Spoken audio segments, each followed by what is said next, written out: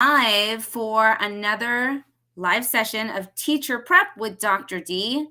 Tonight I have a very special guest. She is an author, she's an educator, she's a former administrator, and she is here to tell us all about assessment. Her name is Dr. Barbara Smith, all the way from Canada, and she is going to be presenting on how we can mix standards, assessment, and feedback to have effective teaching and learning happening in our classroom.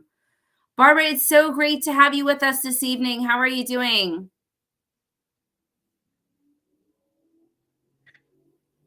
I'm good. And thank you, everyone, for joining me this evening. And thank you for the invitation.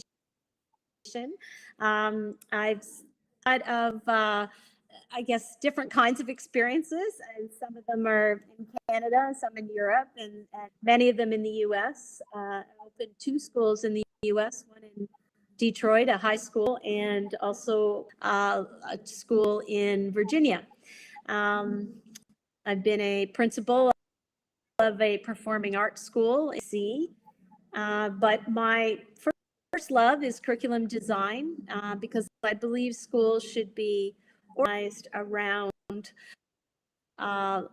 teaching and learning. And so I'll just stop there with that. I've got a little bit of feedback, so I'm hoping everybody can hear me okay.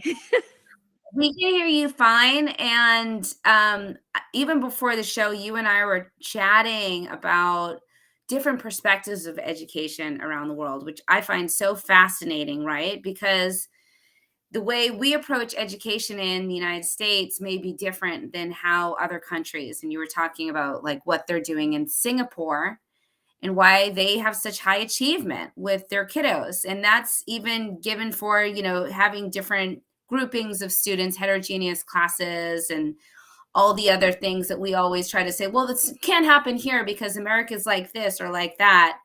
But you're saying, yes, it can happen. We can have students thrive in our schools if we just change the way that we approach teaching, learning, and most importantly, assessment. So tell us a little bit about what is assessment and what are the different ways we can assess our kiddos. And if you want me to start your slideshow, I can do that as well.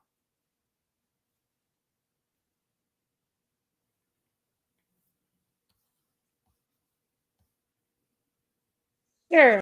If you want to start I want to, one is, what is educational literature and peer-reviewed research that grounds a lot of decisions about more progressive assessment. The second is how do you make sense of words and figure out what kind of teaching you're setting up, and their curriculum, part of curriculum is assessment. But assessment is really one very small part of teaching and learning in a curriculum.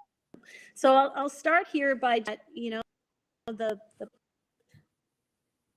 challenge or the problem solving activity that I hope will be able to have some answers are is how standards and outcomes. So that's really the big question that I want to sort of frame everything around.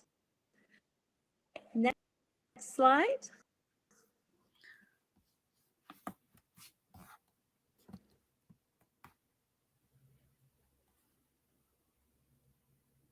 So to get to some of the strategies and options about addressing this question, I want to take a brief look at purpose, why we do what we're doing, what are those grounded choices in expert or perspective that people can weigh in, because I do come from many different kinds of schooling backgrounds. Public schooling is where I spent more, so I've had to address standards in different countries and different states and different provinces in Canada. But as you say, Patricia, it is every place is a little bit different, but there's more similarities between Canada and the U.S. than there are differences. So we'll start there and really get to the meat of the matter. It's like, how do you become that curriculum designer that takes into account and how can you make it something meaningful. So the purpose of assessment and feedback is to ensure students exhibit mastery over learning expectations as defined by standard. Can be at a high level, many levels of detail, but again, I like to group that all as learning expectations. Next slide.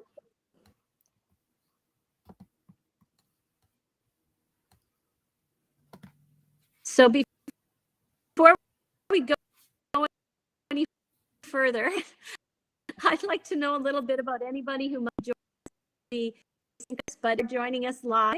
If you can put chat, hi, I'm so-and-so. Fill in a first would be great. And answer the question, I think teachers should be involved or not involved in designing assessment tools because. If you take a few minutes to jot that down, we'll make sure we make time to discuss contributions. That would be great.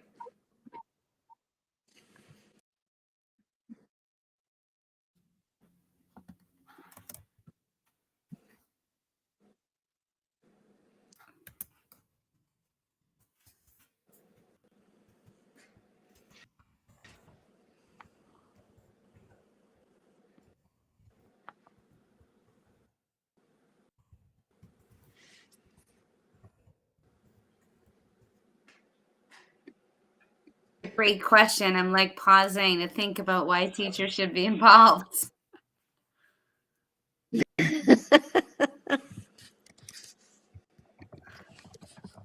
I mean, honestly, for me, it's like they know their learners, right? I mean, when I design assessment, even if it's just a warm up on the board, I'm thinking about like intentionally what skills I want my students to practice. And I'm also thinking about in designing my warm ups, what I might need to reteach because they might have some misconceptions. And I don't think the textbook can really do that, right? Because it hasn't had any experiences with my students. But I will note that I am using assessment data to actually design assessment, which is that whole cycle of assessment. It'd be great to hear from Well, one I other think people. too that it Yes. Oh, thanks, brings Barbara. up a question.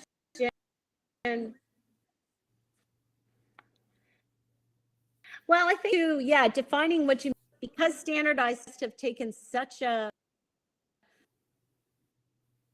major role in driving school in the US. Necessarily see assessment from a point of view being formative. It includes everything diagnostic. It includes much more than just some final score at the end of a school year. And you know, teachers have to design these classrooms to help their students get some feedback. So I think that question will probably bring up a lot of questions about assessment only, you know, the standardized test, and it's not.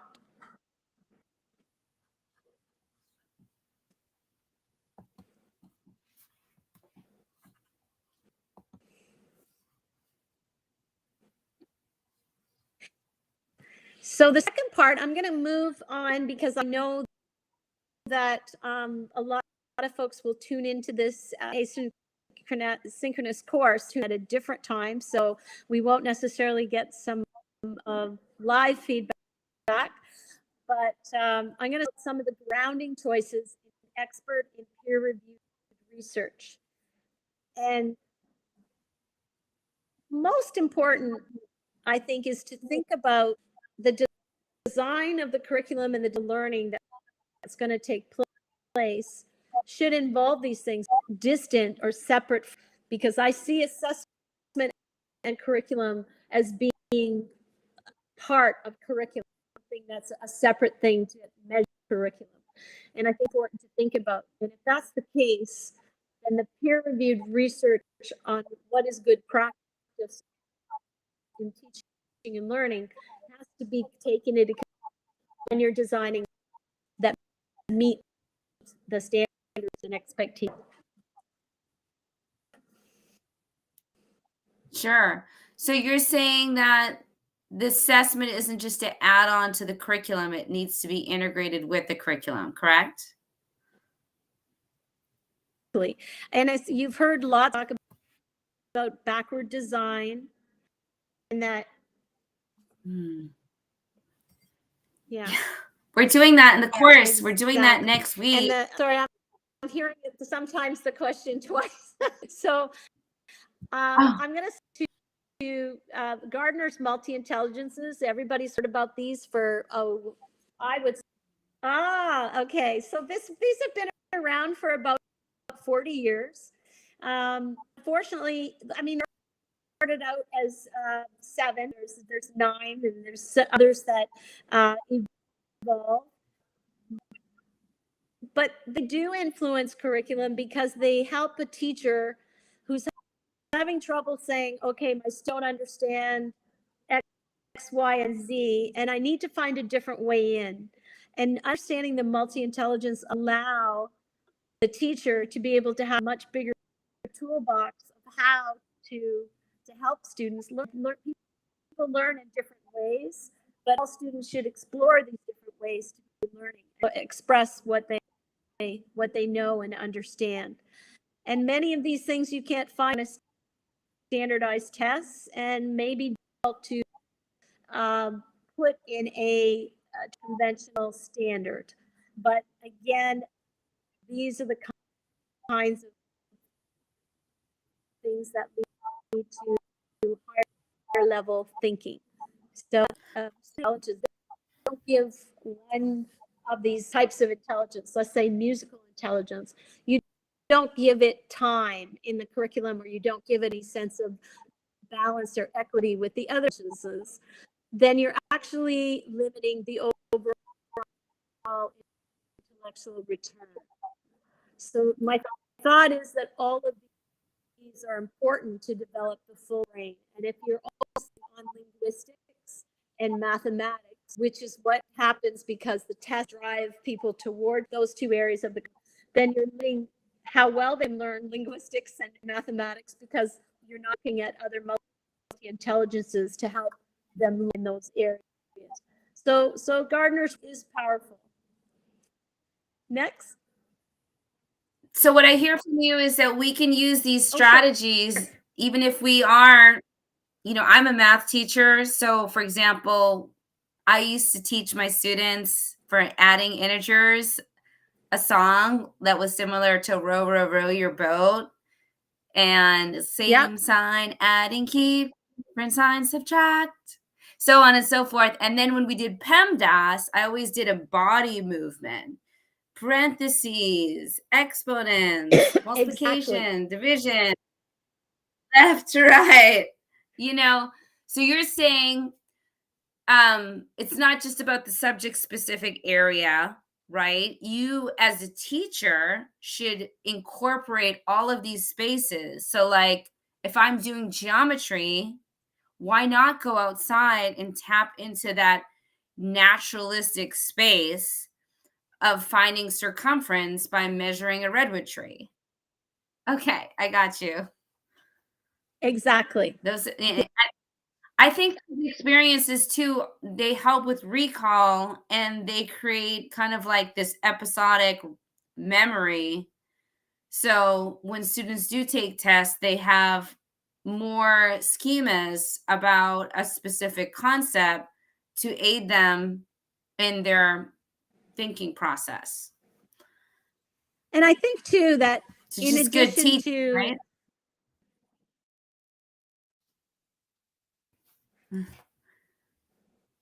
What were you saying in addition to?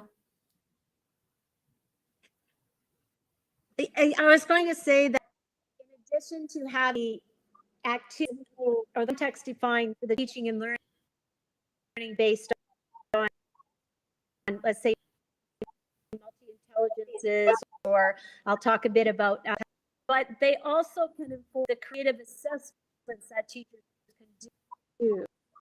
So again, it's more like how can you generate or design these multi-intelligences or habits of mind. So it does take in a new direction when you do look at these kinds of groundings and say, well, how would that assessment and could that assessment tool support a engaged student body? I see. So also look at those So intelligences yes, in context of assessment. Gotcha. I love it. yes, and we I think really we see we don't do. sometimes put assessment in this box,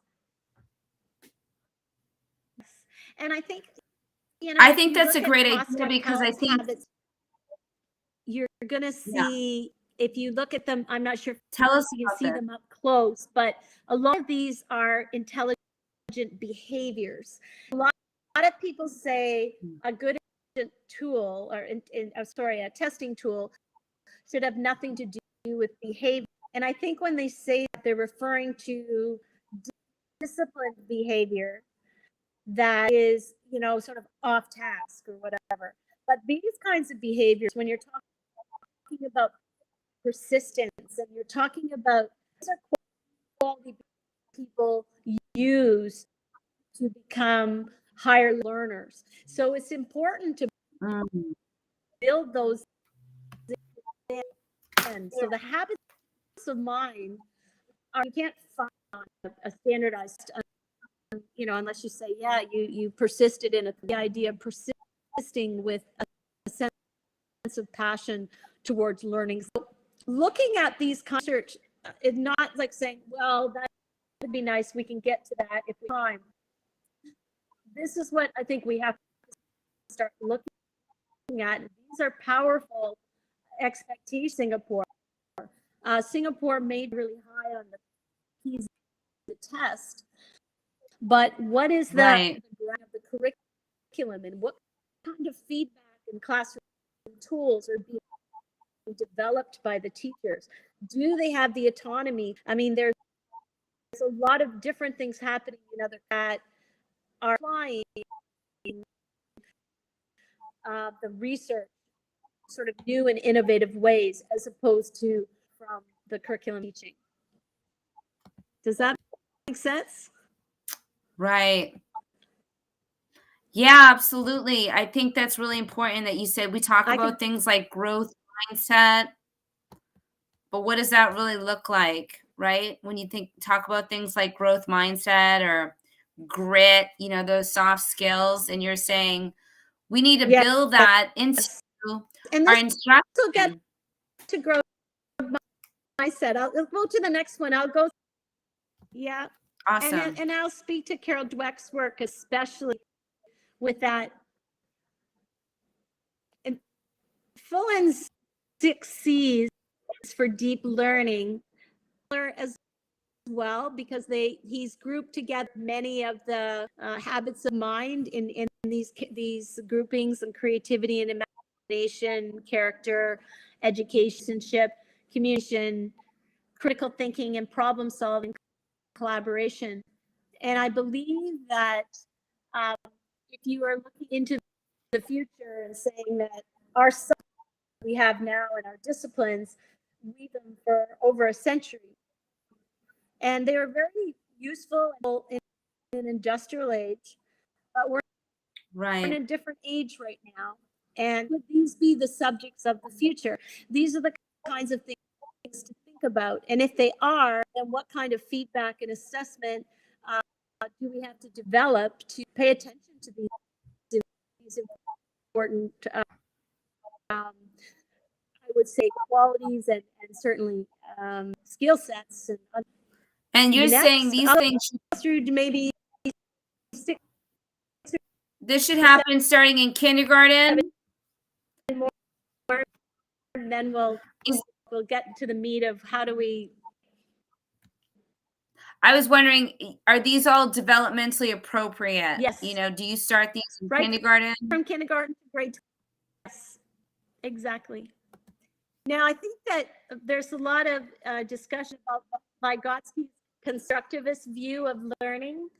And this is fascinating because you really are moving away from Piaget's idea that all kindergartners can only learn this, and all, grade 8 and all ski. He's saying that if you are first learning something, you're in a novice position. And in order to move from a novice to a expert understanding, you need to talk and be with others and the content and the context to be able to learn. So he talks about this zone of proximal development is when you put novices into a more expert zone so that they can be certainly higher than proficient levels of understanding. And so therefore the idea of individuals learning is very, we have to give feedback to collective work better than we currently do. But definitely this is a very powerful way to learn. And it's certainly much more engaging than just memorizing what's in a textbook. Yeah, I think a lot of teachers learn about ZPD early in their Next. teacher ed program. And then they wonder, like, how am I really going to do this realistically when I have 35 students in my classroom? This feels like individualized instruction, and I can't do, 35 IEPs. Yes. Well, that's what it sounds like, because you're going to meet the children where they're at. But if you're taking advantage of peer teaching, for example, where older students are coming in and working with younger students, let's say once a week for an hour, way that it can work. It's very powerful. Reading buddies and math buddies and learning buddies, they're not just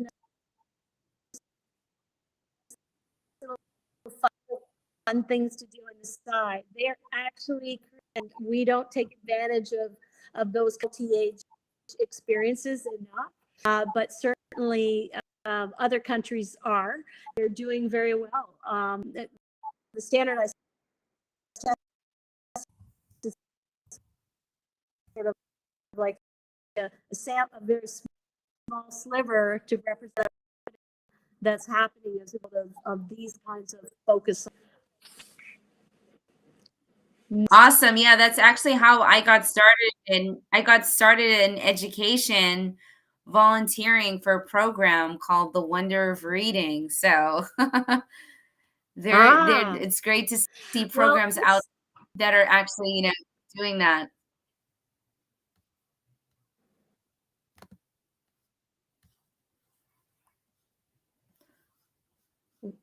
well, because it leads me into the legitimate peripheral participation, and that's called LPP, and it's not as of a model of learning as you might hear or with Vygotsky. Bob and Wenger came up with this idea that young people want to emulate, what other experts are doing.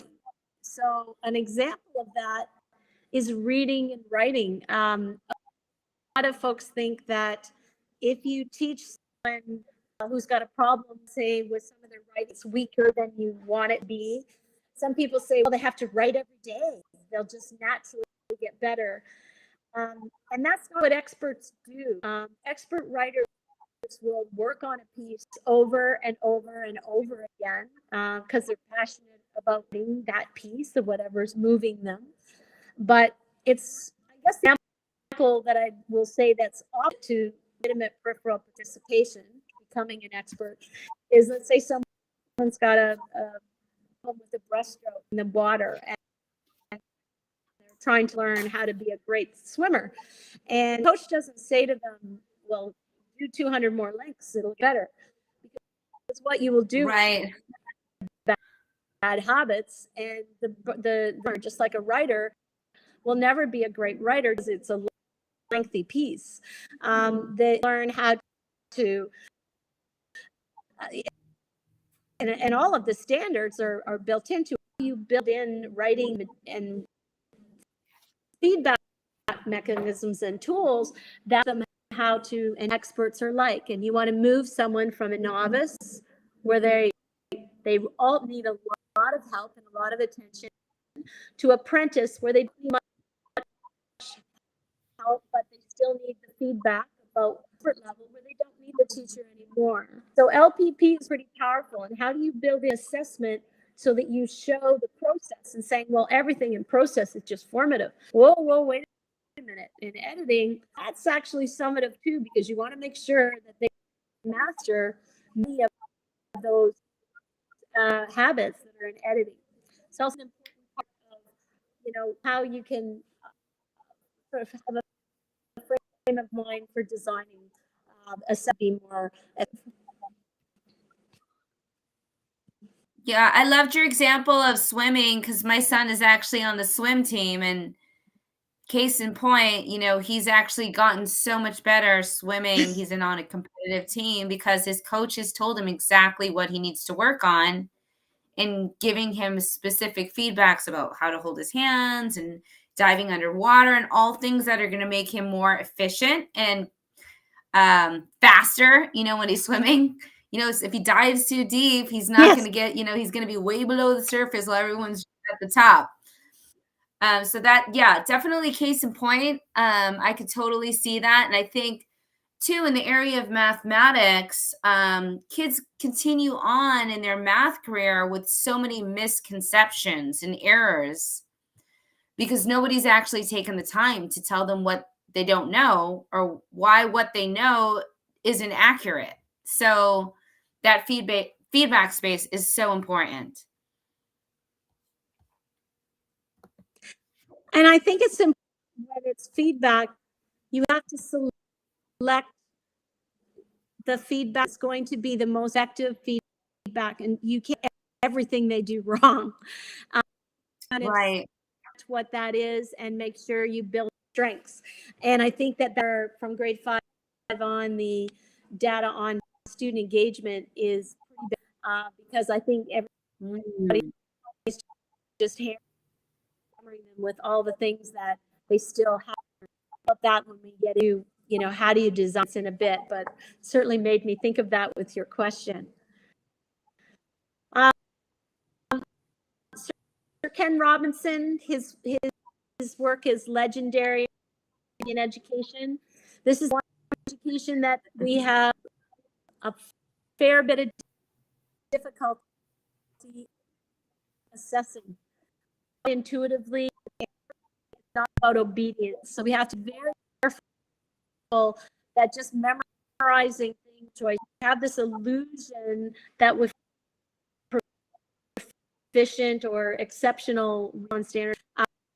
In fact, we're building a very compliant nation who's going to be doing probably for some other down the road that is going to be innovative and creative. And you either lead or you follow. And the graduate schools in the US have been incredible. And I'll say Stanford and Harvard, they contributed enormously in education in many other fields. But it doesn't seem to transfer down sometimes into, generally speaking, most schools. And I think the standardized where you're simply just focusing on, and I know some states don't just do multiple choice. I mean, it is memorizing the past. It's like, well, how are you getting your kid able to solve future? Because the answer to the environment is going to be on page 35 of a textbook. So we've got to find, we got to build for the future. Speaks to that, and his sadly he passed away this year. He's a real gift that's been lost to educators, but his TED Talks are legendary and highly recommended for sure. You always share his TED Talk on changing educational paradigms, which talks about that industry factory approach to education and how kids are, everything about their whole distance in education is based on what grade they're in, right? It doesn't take any of the ZPD into Mhm. effect.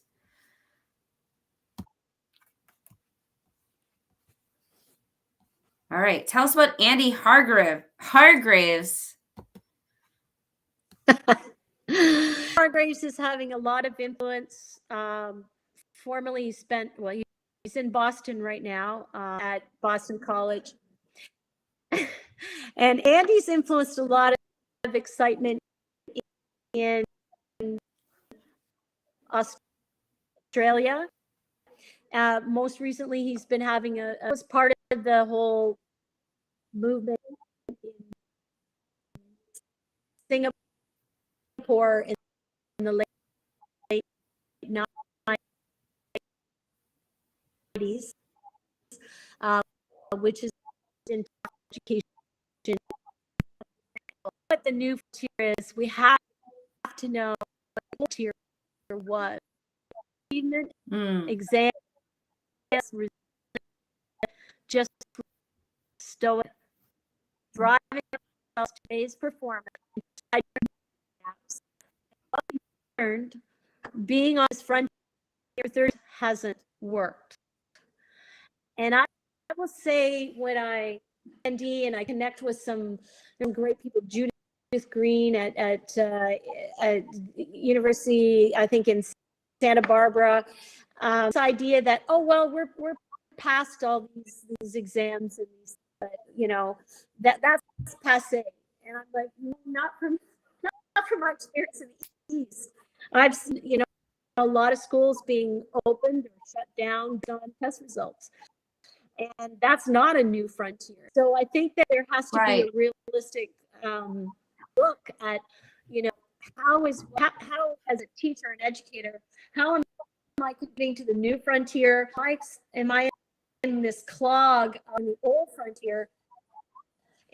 And is that contributing to a lot of teachers wanting to profession? And I have a big right now because teachers are a lot smarter than people want to give them credit for. And I think that they can be designers of curriculum. So I asked that question at the beginning because how do you feel? I mean, it's easier to say, oh, don't let Barb do it. She's really good at making curriculum. She can handle this. But that's not how we want our students to. We want our students to be. So we as teachers, be given time and be given compensation for that kind of work that makes us a professional. Technology not can be. I'll Absolutely. stop I think there, but that's where Andy comes from in many ways. no, it's great, and I have to say honestly, I've done a lot of coaching and mentoring of new students and have found some of my most brilliant, exceptional students have been in school situations where their brilliance and their exceptionalities in terms of how they approach teaching and learning wasn't met very well. Like it was like you're not doing what you're supposed to be doing. It was they were in schools that were complete compliance schools. Like we don't honor your creativity and your ingenuity as a teacher. And I've had to like mentor some of these teachers to stay in the profession and say, you know what? This school is not a good fit for you and what gifts and talents you bring into the profession.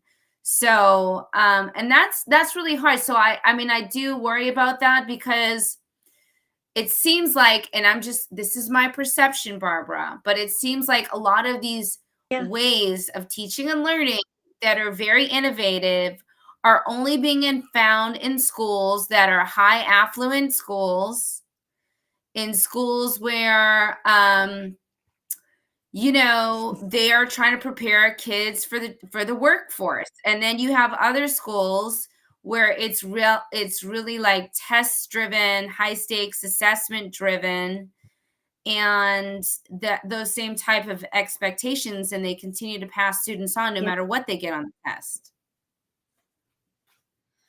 So I think this also ties in the Yeah. whole idea of access and equity. And so we're thinking about how we can create access and equity. We should also consider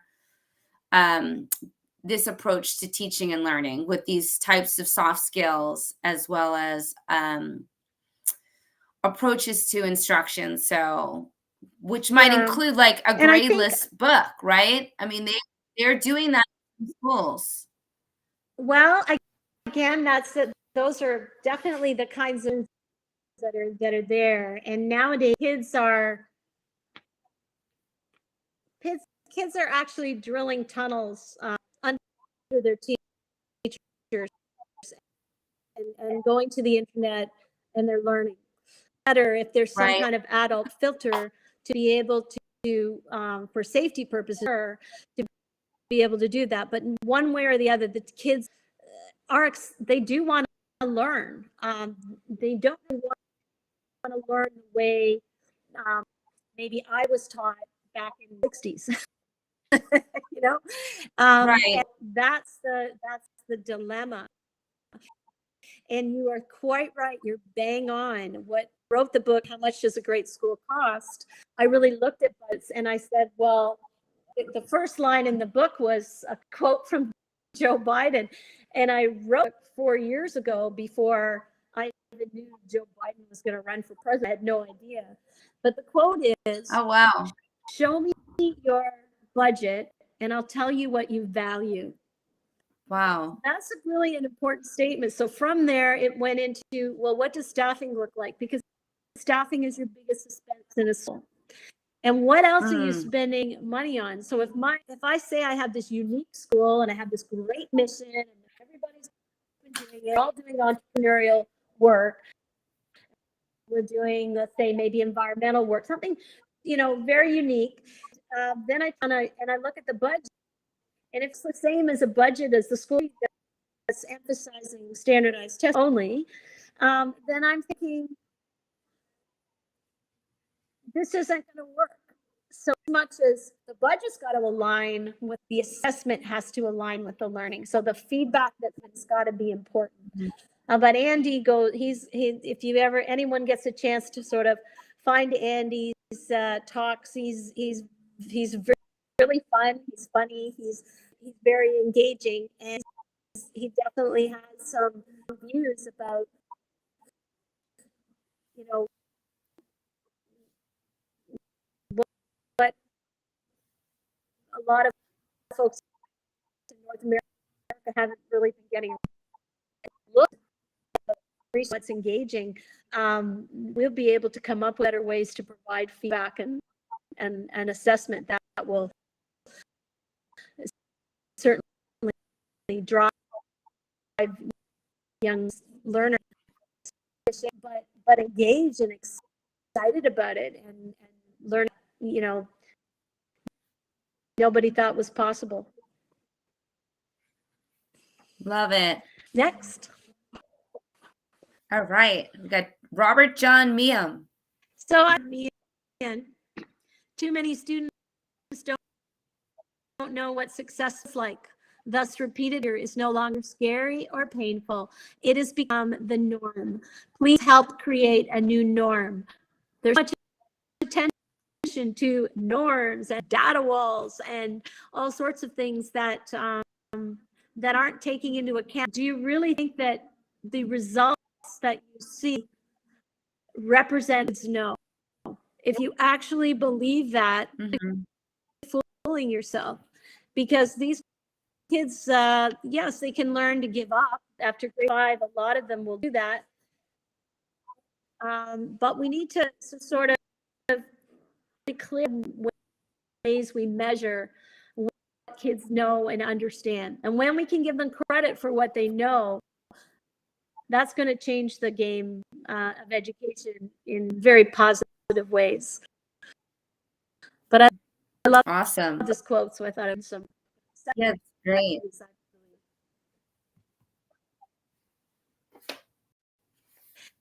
You asked about Carol Dweck's growth mindset. Well, here's an example of a self-motivation check. So I like that tool because it has 3 levels. It's very clear. It has a yes, it has working on it, and it says not yet. And not as a standardized test will say yet. It has to be yet on that day, on that time, that's yet.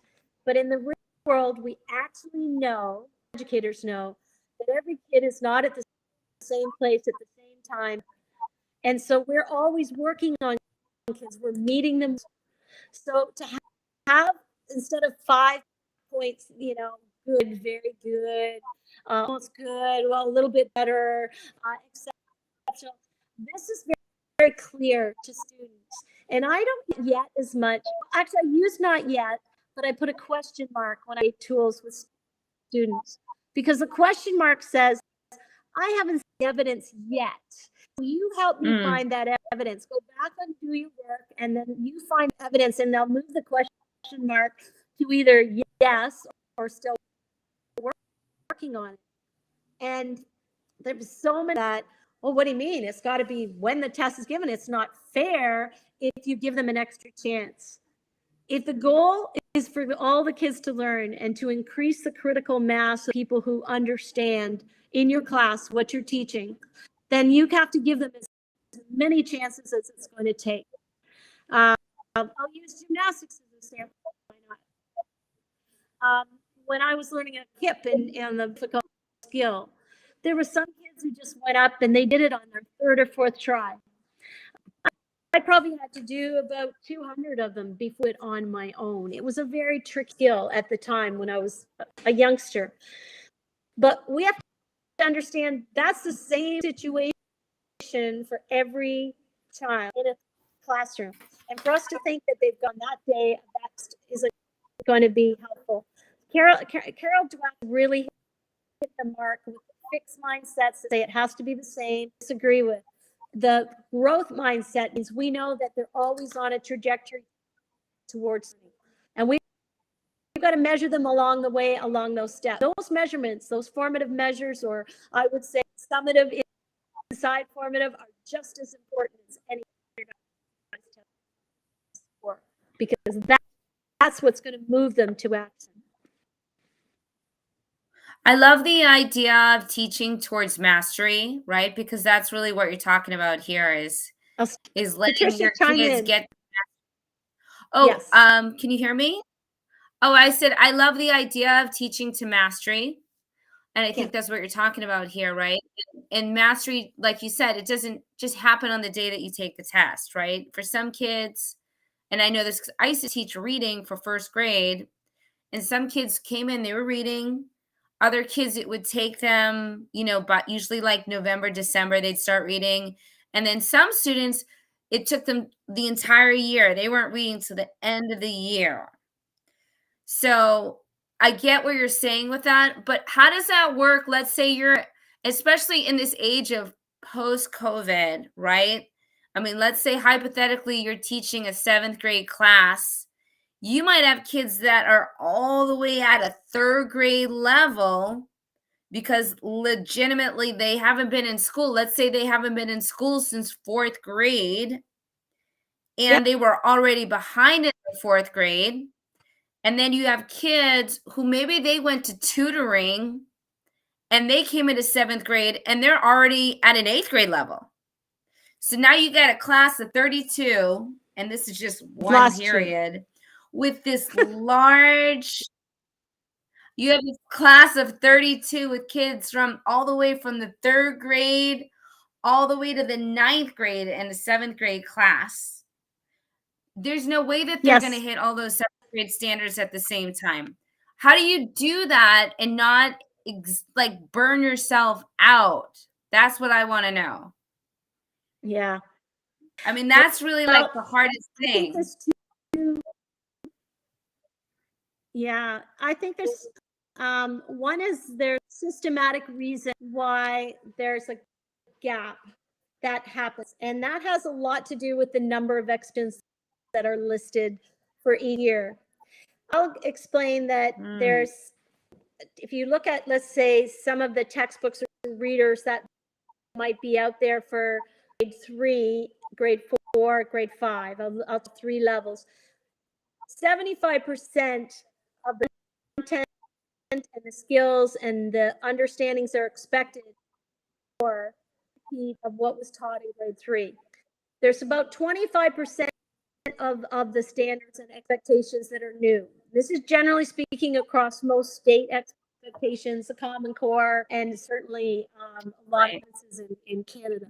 But what a teacher doesn't know, if they're a grade 4 teacher, they don't know what was taught in grade necessarily unless you have vertical teams in schools. And those vertical teams can say, you know what, this is 25% that is new this year. And that's what we have to make sure that we have done a great job of teaching, in addition to the review part that you need. But if you don't know what's new, you don't know what those essentials expectations that are new, then sometimes it widens because you only get to that 75% peak. The same thing happens the next year. So that we need to have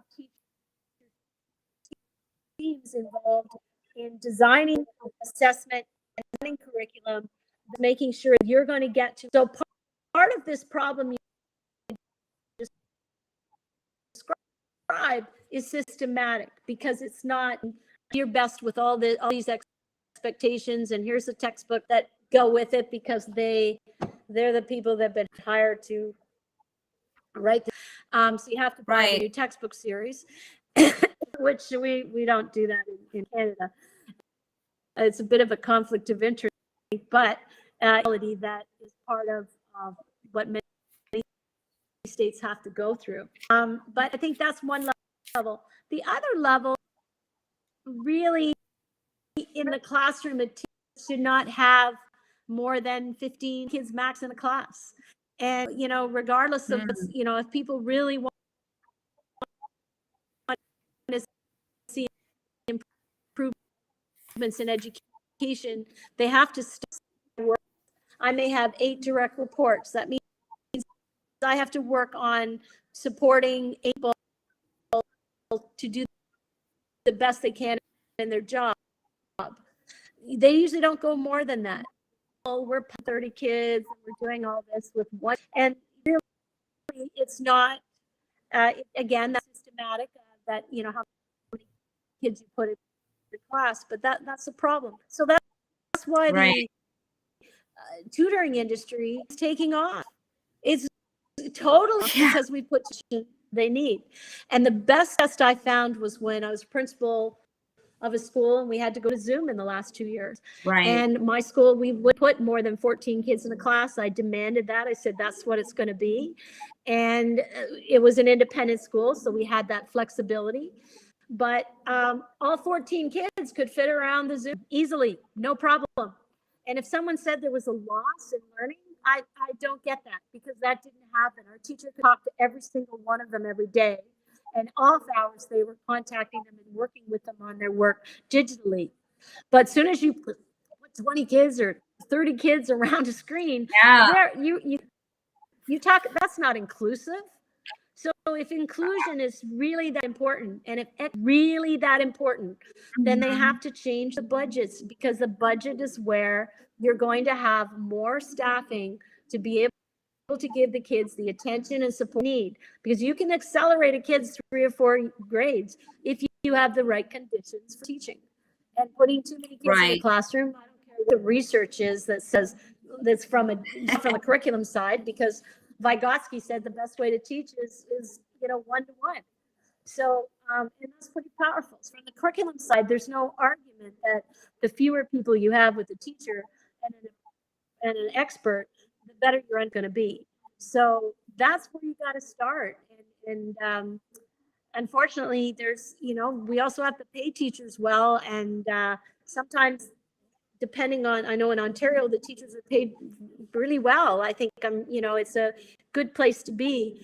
But what happens with the budget is sometimes they be paid well, but then you get more students. And so fulfilling is that, as an educator, to not be able to get to meet the needs of every kid in your class.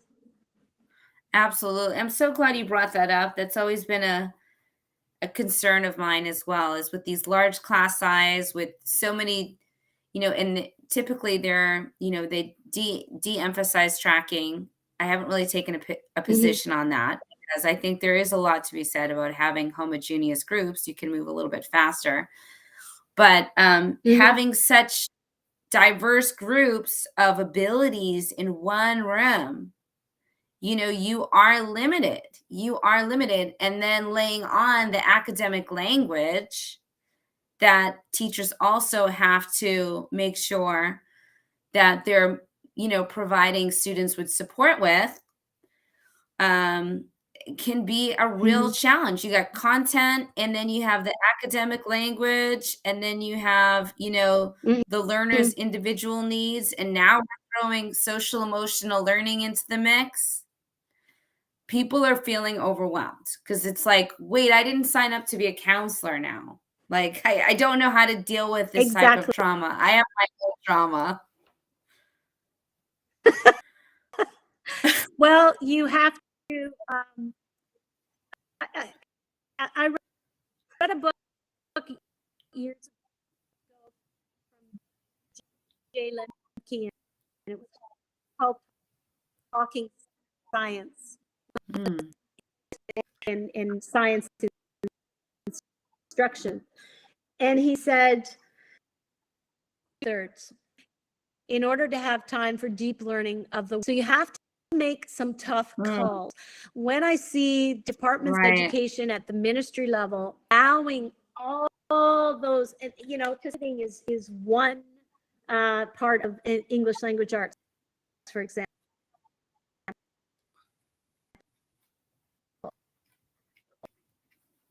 What do you mean? It's one out of 69 concepts that are there. So a good educator will be able to look at what's in front of them and say, what's new, view, what's essential. And you have to right, cut to the essential. And I think our leaders in education need to do the tough job when someone says, oh, I've got to have this little concept in there. It's got to be in grade 5. They got to all do this.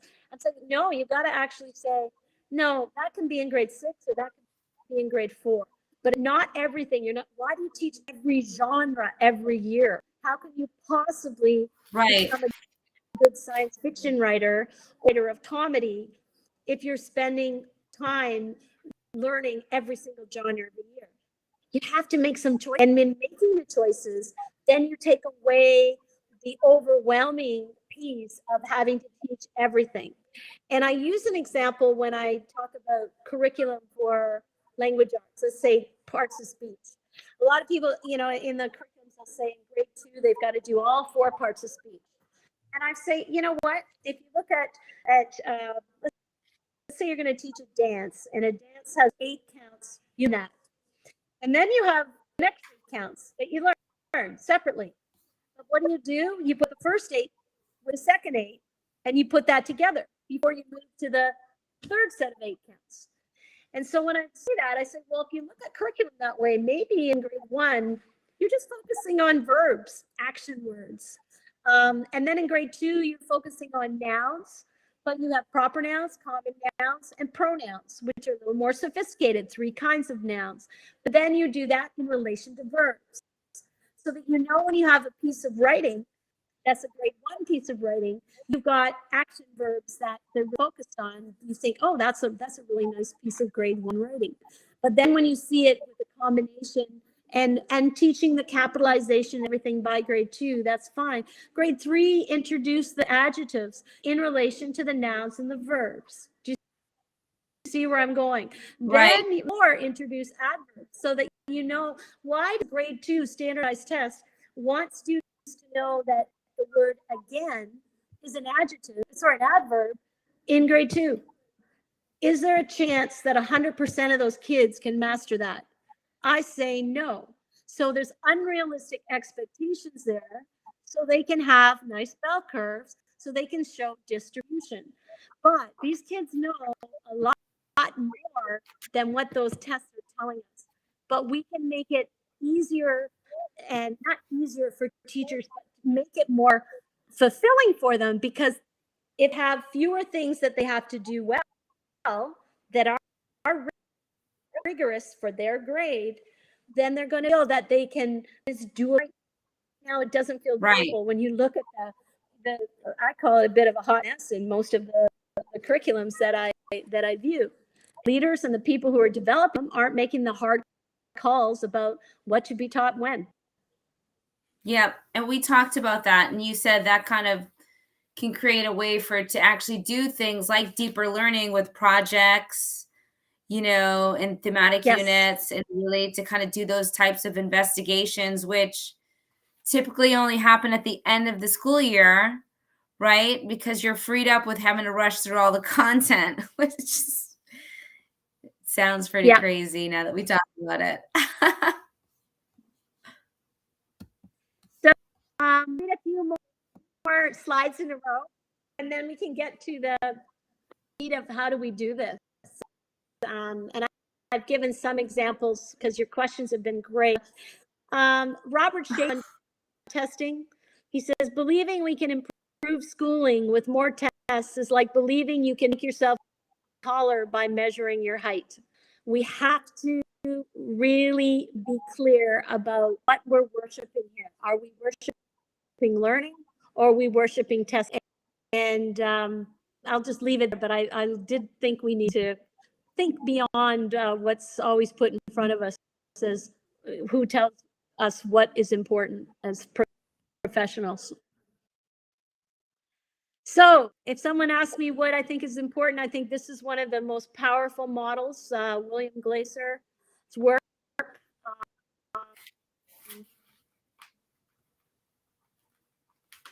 10% what we read, what we teach. If you look at IEPs, individual plans, you will see from most educational psychologists that the number one they recommend is teaching. Having these kids who are having all sorts of reasons why they're not learning the way the rest of the folks supposedly are learning in a class, recommending that when they are to do that. Yet, I guess the next slide, we've got a chat, which hopefully people can chime in on. If you go there, if Glasser's account of learning makes sense, how do standards reflect actions? Okay, so think about standards and then go back to that other slide and say, what kind of evidence do we use to assess such lower and higher level thinking? So now think about standards, what the research says about how people learn. Where do we spend most of our time, energy in class?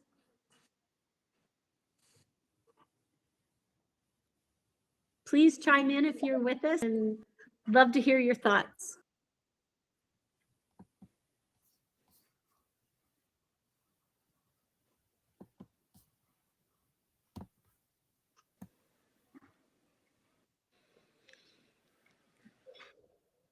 Well, if you're in a kindergarten class, they may not be reading.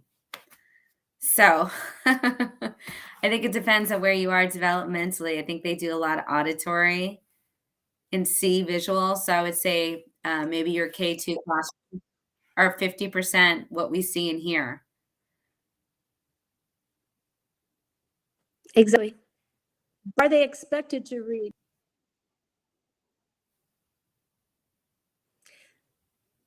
I mean, I don't think they're expected to learn how to read in kindergarten.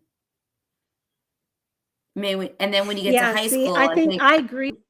They should not be expected to be readers in kindergarten directly. They're going to be readers of what they observe, as you say, and that is going to be different. But I found that pushing of standards down, you're getting a lot of kindergarten expectations for them to be able to words and letters stand as reading isn't just the prose of what they're reading, it's developing their vocabulary. And sometimes the expectations are above what Youngson is doing. But most of what they will do in a class will look at poetry and a lot of materials that's there to try and get them use words. But it really, I think certainly when we get older, the emphasis on reading. Yeah. And I would say possibly, and I haven't really taught high school English, but I would say possibly high school English would be more of that 10% of what we read. But I would also advocate that in those kindergarten classroom, at least with the Common Core math, a lot of math is being taught very Yep. experiential. There's a lot of discussion happening, and there's also that reciprocal teaching happening with Common Core math. Now, I'm not an expert in other areas except for Common Core math, so it's great to see that Common Core math has ushered in some of those things. I'm a big fan of the standards for mathematical practice, and so you can see a lot of those Yes. types of um, things from Glasser's model in those SMPs. Yeah. I'd love to hear from other content teachers if you're out there. I know we have some friends joining us. Based on Glasser's model, what do you see in the classroom in those subject-specific areas? I would love to see a foreign language classroom be all experiential. That's how I learned Spanish. I took Yes. 4 years Yes. of Spanish Totally school and integrated. nailed it. Yeah, I would agree. Makes you think. So these are the models that, can you look at your assessment tools through these lenses? This is just another example. I love it. I mean, I even as a math teacher, I would have Very sure. kids make videos. They would make little videos. I used to use a program, it was called Seesaw, and they would have to teach each other a Yes. math skill that they learned. So and Hmm. it would motivate them. They would want like, if you go on my YouTube Yeah. channel, you'll see some of the videos.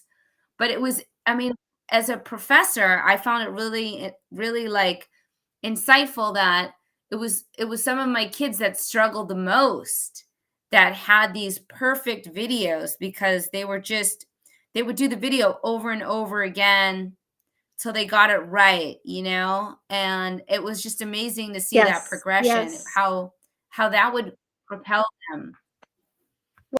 Well, I think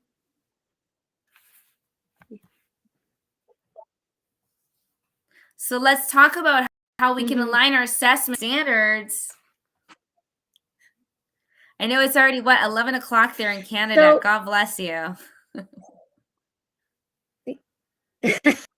well, I'll go through this part because this is sort of how do you get inside the of someone who's doing curriculum. So if you see this one here, where I guess give an example from California, I think this one's from California, grade 9, just one out of 75, I believe, standards that students have to master in grade 9 and 10. So if you review all the standards, ideally a vertical team, and a vertical team shouldn't stop at grade 8. Ideally, you want to make sure that they go, okay, how does everything be mastered so that everything doesn't get landing on the teacher's lap without, kids having basic understandings of things that should have been mastered in earlier grades. So you have to determine what is review and what is new. So you have to spend time in the weeds to be able to determine, what that is. And if we go to the next stage, I've done these in different steps, and I'll that next step. There we go. So what is essential when what's new? So again, you need to put expectations together in groups that could be linked to major assignments or projects. It's the only way to make them not be isolated pieces of learning. You have to understand 7, and you have 75 ELA standards that you're teaching. You have to understand that there's going to be close to 70 standards that the students have to learn as well. They're not going to have as many in science. They're not going to have as many as the studies because there's not as much time dedicated to these other subject areas. But still, if you add them all up, for a student to be able to master in a way that's going to make a difference. have to somehow be grouped something that's meaningful. So I'm going to show some examples of how you can do that. And my has lots of examples of different grades from kindergarten through to, I think, grade 8 or grade 10 math, for example, that are there. So I'm going to use cookie cutter projects that you can find in a book. It's much more empowering and meaningful when it has time to develop with students. So how do you redesign or restructure a school allowed to do that? Because if you're really going to develop any kind of project work all the way through the year, because that's where engagement lives, the research on project-based learning, kids are way more engaged than they are learning one item at a time. I don't understand where the reason is that the objectives got to be put forward every day, because that sort of isolates the separate, isolated learning that can happen. But if it's around project group work, then it's going to lead to students more excited and more there. You do learn about what resources. So what are curriculum, the textbooks, other materials. Look for engaging content that will mastery of expectations. The research is clear. What we're doing now, for the most part, is not engaging. Now, when we talk about the seesaw, that activity that you were talking about when they're creating the videos, yes, but that's project-based work. And that's where you have to say, whatever I'm doing, I'm doing a project around this. And that way, you're teaching similar type of pieces together so that they're forming into some other or authentic kind of experience. So mini lessons be built in. So instead of the teacher room teaching the same lesson to all the students with the assumption all the same, and we know they're not, mini lessons with small groups of students is a very different new way of researching how more effective can happen. And that's why these mini lessons can sort of say, are these expectations in project, this pair, let's say 2 students working together on, is that really getting to the meat of meeting those expectations? If not, it's like a writing conference. You go in and really help shape as a novice standing up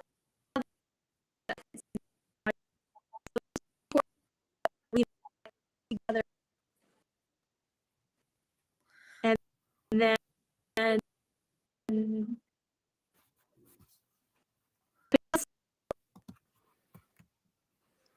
Well, that's a lot of standards there. This was the 75 standards that you talked about. go ahead, Pat. Patricia, go ahead. Oh, you had a lag there, so I was just saying that there's a ton of standards here. This is so overwhelming. But are these the projects and what standards they're Yes. aligning with? Is that what you did here? Okay. Yes. This is an example of, let's say,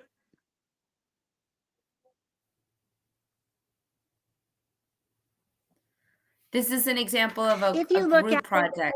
a writing project as a project that might be a grade 4 project, you will see that there are grade 3, 4, and 5 standards that will fit by doing that one project.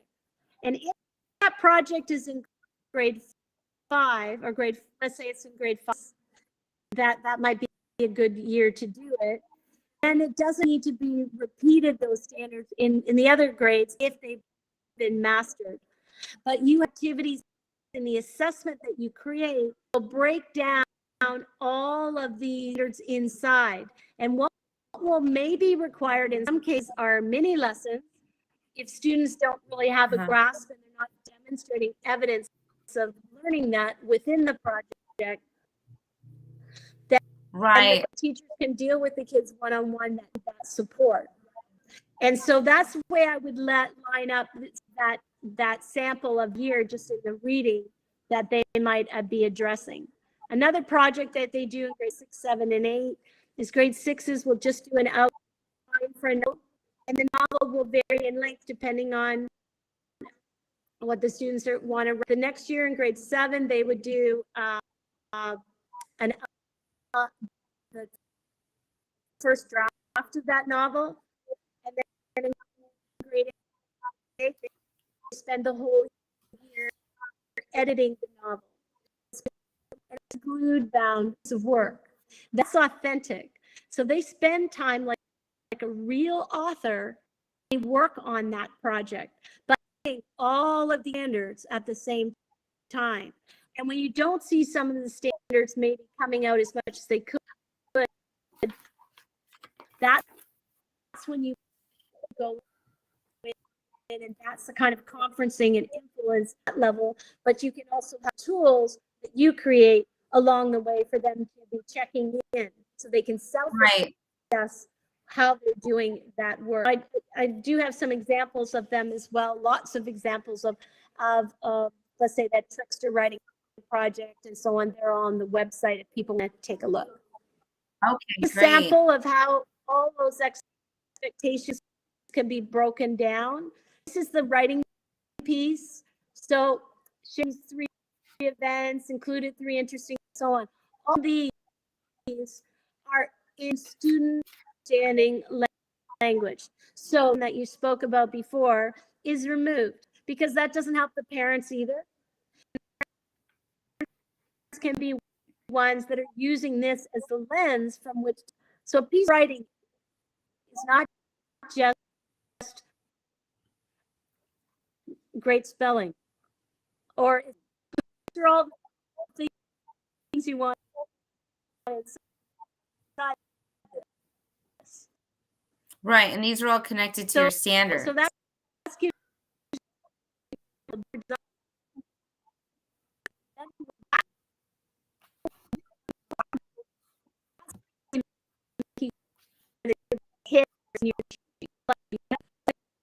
to support teaching students individually or small groups. Pairs are way better than groups. Pair one another. In groups, you could have 2 people opt out, and what happened, they're doing the talking, they're both learning. We know from Vygotsky that talk is the closest thing to how students are interacting with one another is very important. We had science in our school that my students that we had 20 kids in a class, and you're going to create 10 stations because I want 2 people working on a lab, because at the Pasteur Institute and all the places around the world that have great science going on, they're not in a group of 4. They're side by side with at least one other person. And that forces a lot of learning and a lot of the language that they're trying to appropriate in science, in math, whatever it might be. So pairs are way more powerful, certainly more powerful than individual, more powerful than groups.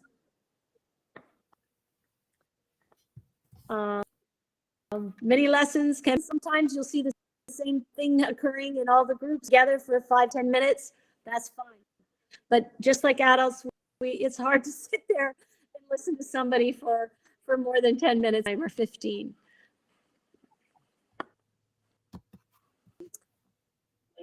And customize. I love this idea that I suggested this because we had a school down the street. We said, well, we want our kids to read the shelter dogs that they had there. No, it's not a standard, but it's powerful. This is what's missing. How do you this on a standardized test? Yet look at what's happening. Great way to track fluency. So this is an example.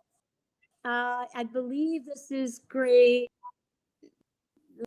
Let me see. like linear 6, equations. 7. Okay, 6, 7, You had 8, 6, 7th and 8th. 9, probably depending on the different standards from different places. So as they're working on particular topics, this would be term. This is just whole numbers. But these are when they have that one activity, they're hitting more than one standard. But you'll see down here, there's some math projects. They had to create in the first year. The second year, they rotated. They had sister cities. They had a game plan. So they're doing an application of all the math in those particular projects for a year. And depending on they plan for the project, then they will do those multiple expectations. Now that would be term 1. Term 2 would be part numbers, so decimals, and it goes into it. Then would be the third term. Notably absent would be data management, because we had a separate course on an inquiry allowed for the integration of data management directly. And also interesting, patterning part of the math, we included coding, because we felt it was nice. certainly computational patterns. And that required us to make sure we got our teachers to be trained so that they were comfortable teaching different levels of coding as part of a new math moving forward. That's awesome. I love it. Coding.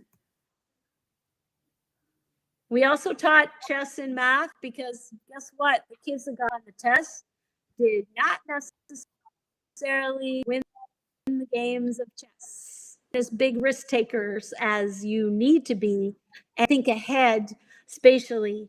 So we made sure that we had 5 days of math a week, and 1 day was chess for one term, and then the next term they had 1 day was, and the last term it was, there was one other math activity they did, but it was robotics, I guess, was the connection with. But again, for of making sure that we did math that was kind of outside of textbooks. But they really enjoyed all of that. And the people that didn't necessarily get perfect in math, but they really understand the concept. They mastered it, but they didn't get 100%. All of a sudden, they were doing very well in chess.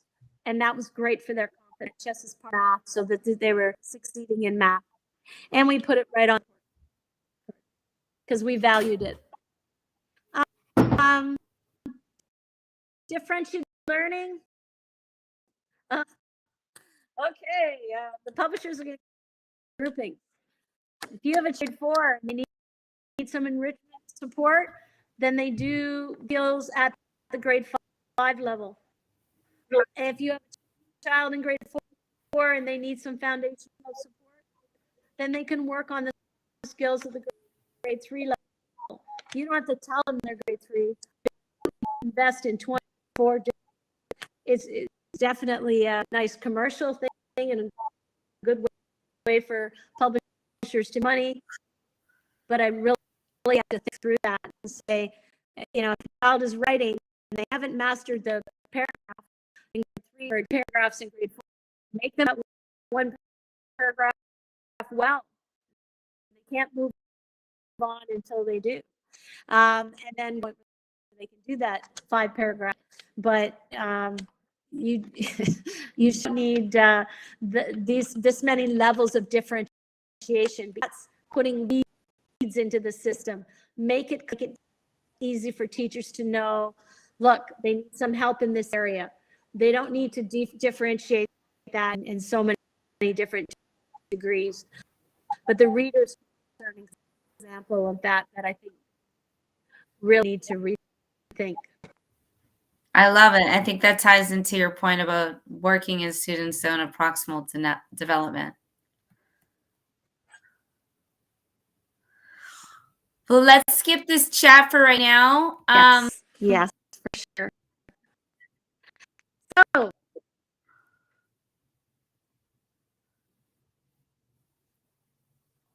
I did this with my class. I wish my teacher knew how smart the bad kids are. That's Oh, fine. And then this is just a few things I put at the end that I thought were interesting to think about with assessment. aw, that's sweet. If you can give my bonus points to whoever scores the lowest. Aw, It's almost like that child has Sam, better understanding than a lot of big people do. yeah, Right? Does this really matter that much to absolutely. them? Obviously not. Yes.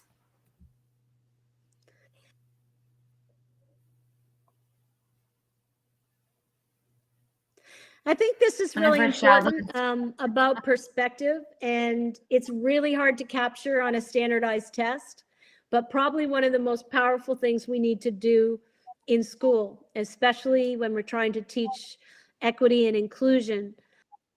But teaching about perspective minimizes fixed positions, Mm, acceptance of fake news. I love it. That's so And true. right now, more than ever, this is becoming very powerful. And you know, if we're spending all our time worrying about, you can have a lot of your freedoms removed. Yeah, you can't look. Example of mining. I had kids in grade 4, I think it was, or grade 3. They worked in pairs and they created an ideal. And where this went is Nice. they first had to draw in the outline. They got to go back and draw more on it and label more. They got to edit the outline. And then they began to share. And that's where we got a lot, especially moving into prose writing better than anything else. But I thought this picture kind of, we have all of our webs, and we have our mind maps, and we have a lot of tools that we give them, but on there represent that what their went and put dots on that they thought they really liked. So it became quite interactive. So when they wrote their piece about the ideal school, it was obviously something we put together the short stories and put them in the library. This is where it started, and they got evaluated, assessed on this outline. Like, activity was there, how much thought was there, how much thinking about all the people in a school, like, you know, what they want, what they need. This group had some funny things in, like bungee jumping and so on, but something that writing isn't just that final piece, that 5 This is how they got there. We never ever had to went from the to the sentences to making changes in every sentences that you can see, and it got to a final copy. So we never had to run it through some.com. These kids learned to write because they had the proper way of building feedback in a way. Awesome.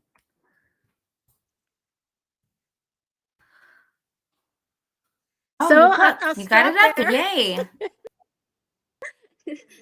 It's been a long, but there's lots of samples of things that creative and certainly woven from background design there. If anybody wants to email me, if you have any questions, my email's there. I just put a lot of things in a parking lot that worked over the years. And my current book is coming. Well, the book on assessment is coming out in the spring. Sooner than I thought. They got back to me today.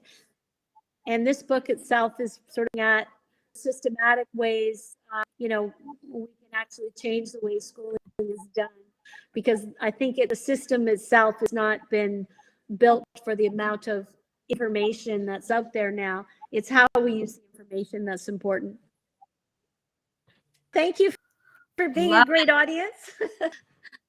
Oh, you're amazing, and we're actually diving into, backwards design next week, so this is gonna be perfect to look at all your wonderful resources and have some good exemplars for all the different content areas that our candidates are looking at. So I'm glad that we talked about that and you shared these resources too. Congratulations on your book coming out in a few months. We can get it on Amazon. Thank I'll put a link in Yes. to your information, Barbara, in the comments of the video. And we appreciate your time. Obviously, your expertise is through the roof, and this has been a wonderful evening. So thanks so much, everyone, for joining us. And we hope to get you back on, Barbara, and have a great, wonderful evening. We got a couple comments from Dee. She said, it's been awesome to have you. She said, congratulations. And what a treat to learn from her all the way in another country. Yes. Well, thank you. All right. Have a good evening, everyone. Bye-bye.